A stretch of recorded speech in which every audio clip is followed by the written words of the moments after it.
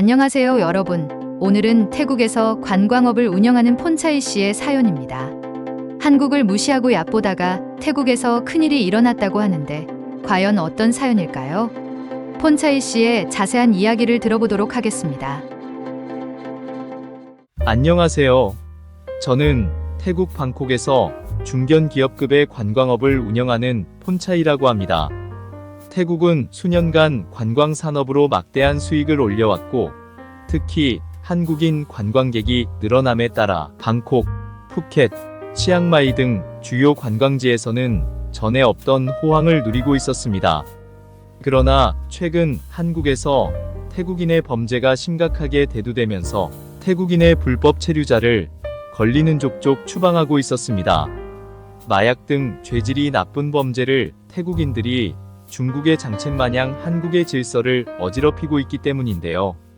그래서 어쩔 수 없는 한국의 조치라고 하는데, 한국에서의 돈벌이가 쏠쏠했던 태국 입장에서는 정말 상상하고 싶지 않은 상황이 아닐 수가 없었습니다. 급기야 양국 관계가 급속히 냉각되기 시작했고, 한국 내에서 태국인들에 대한 입국 심사가 매우 까다로워지기 시작했습니다. 많은 태국인들이 불법 체류 혐의로 한국에서 추방되며 태국 내에서도 큰 반발을 불러일으켰고, 많은 태국 국민들이 한국에 대해 적대적인 감정을 갖기 시작했습니다. 특히 태국 정부는 한국이 자국민을 부당하게 대우한다고 생각했습니다.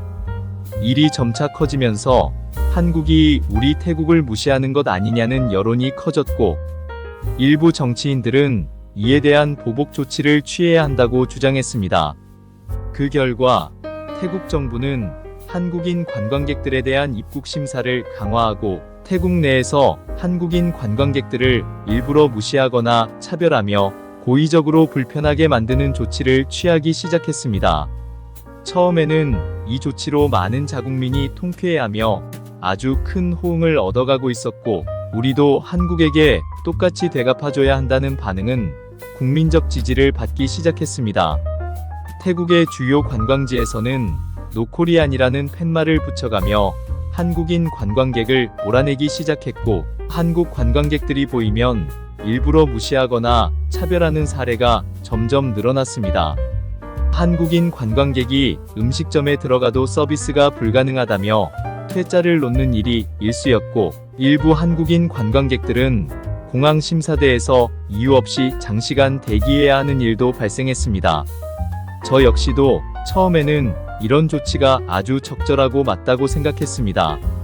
한국이 우리를 무시하면 우리도 한국인들을 가차없이 대하면 된다고 생각했었죠. 하지만 이 조치가 앞으로 가져올 후폭풍을 아무도 예상하지 못했습니다.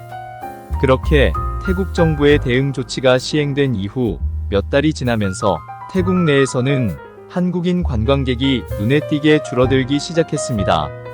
특히 방콕, 푸켓, 파타야의 리조트와 상점들에서 한국인 관광객의 감소가 매우 뚜렷했습니다. 한국인들이 빠져나간 빈자리는 이제 중국인 관광객들이 메우기 시작했습니다. 처음에는 이것이 아주 좋은 징조인 것처럼 보였고, 큰 호재로 생각했었습니다. 한국인 대신 중국 관광객이 오니 엄청난 중국 인파로 우리는 더 부유해지지 않을까 해서였죠. 그러나 점차 문제가 하나씩 발생해 터져나오기 시작했습니다. 중국인 관광객들은 처음에는 태국 관광 산업에 큰 기여를 할 것처럼 보였지만, 그들의 행동은 한국인 관광객들과는 아주 차원과 수준이 달랐습니다. 방콕과 푸켓 등 여러 관광지에서 중국인 관광객들이 큰 소리를 내며 싸우거나 말도 안 되는 이유와 핑계로 현지 상인들과 충돌하는 일이 빈번해졌습니다.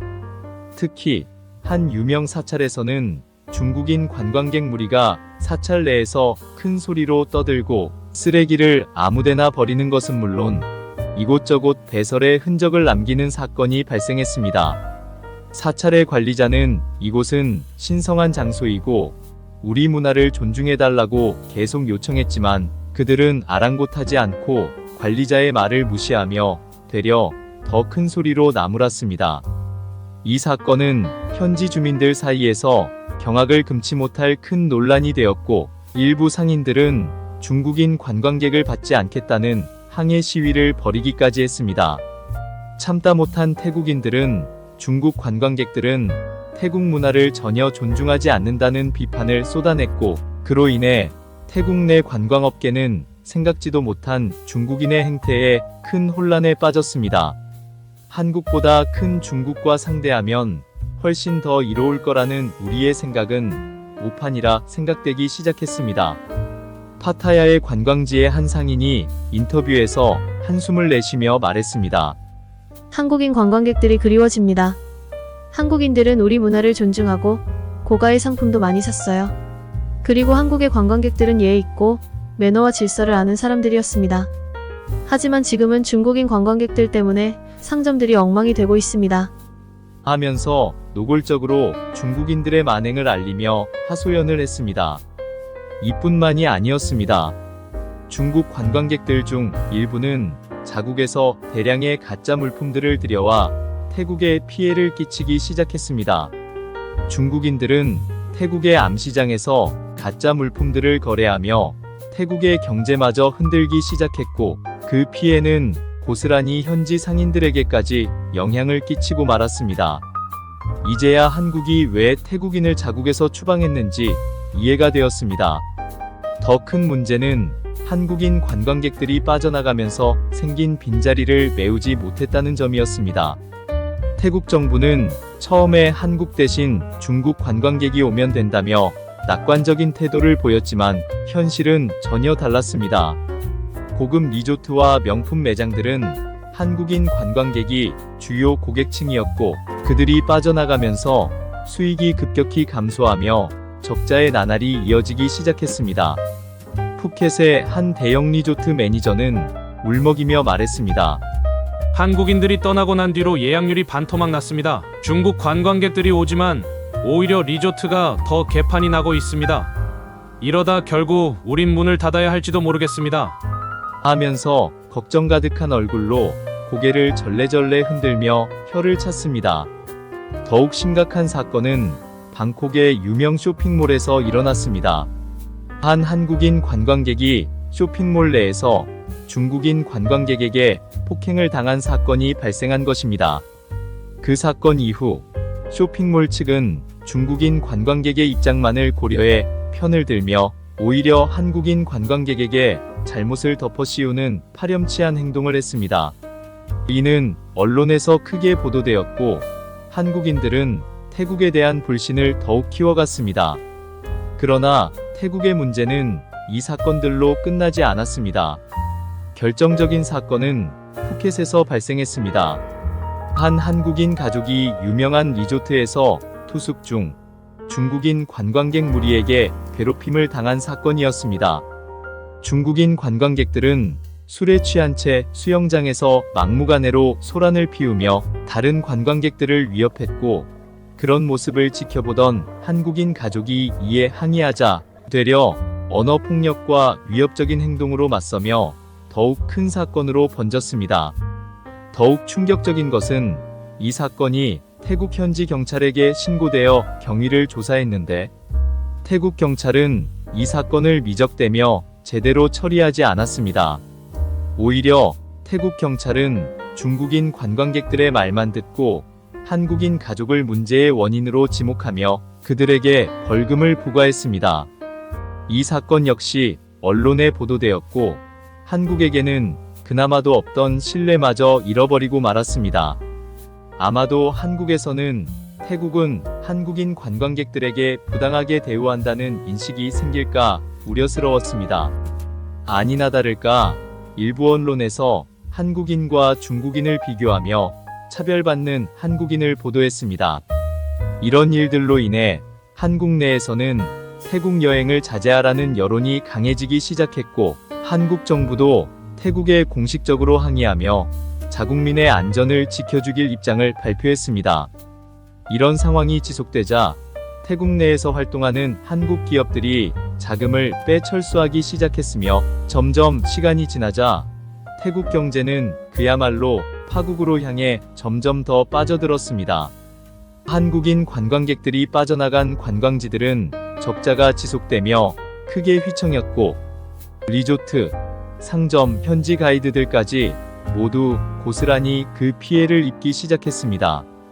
이 와중에도 중국 관광객들은 지들만 좋으면 그만이라는 식으로 상인들과 계속 충돌을 빚었고, 그들의 소비력이 낮아지면서 태국 경제는 그야말로 역대 최대 위기에 봉착하게 되었습니다. 이제 늦었지만 우리는 새로운 돌파구를 찾아야 할 때가 왔습니다. 답은 한국이었습니다. 태국 정부는 한국과의 관계를 더 이상 악화시켜서는 안 된다는 위기감을 느끼기 시작했지만 이미 너무 많은 시간이 흘렀고, 태국은 한국의 중요한 관광시장을 잃어버릴 위기에 처했습니다. 태국 정부는 더 이상 버틸 수 없었으며 한국 관광객들이 빠져나간 자리를 메울 법도 없습니다.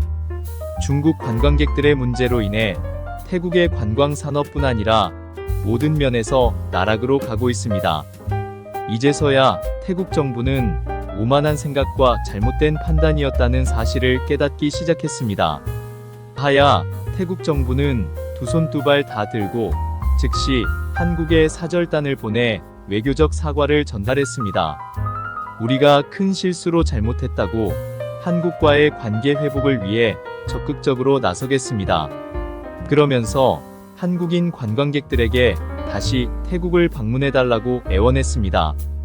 태국 정부는 이제서야 한국인 관광객들이 얼마나 중요한지 깨닫기 시작했습니다. 태국 관광청 관계자들은 연일 공개적으로 사과했고, 태국 언론 역시 한국인 관광객들이 태국 경제에 얼마나 중요한 역할을 했는지를 대대적으로 보도하기 시작했습니다. 하지만 이미 한국 내에서 태국에 대한 부정적인 인식은 깊게 뿌리내려져 있었습니다. 한국인들은 태국에서 받은 불공정한 대우와 수많은 불쾌한 일들로 중국인 관광객들과의 갈등에 큰 실망을 느꼈고, 이제 태국을 바라보는 시선은 곱지 않았습니다. 한국의 주요 여행사들은 여전히 태국 여행 상품을 축소하고 있었고, 한국인들은 더 이상 태국을 안전한 여행지로 생각하지 않았습니다. 태국 정부의 사과에도 불구하고 떠난 한국인들은 돌아오지 않았습니다.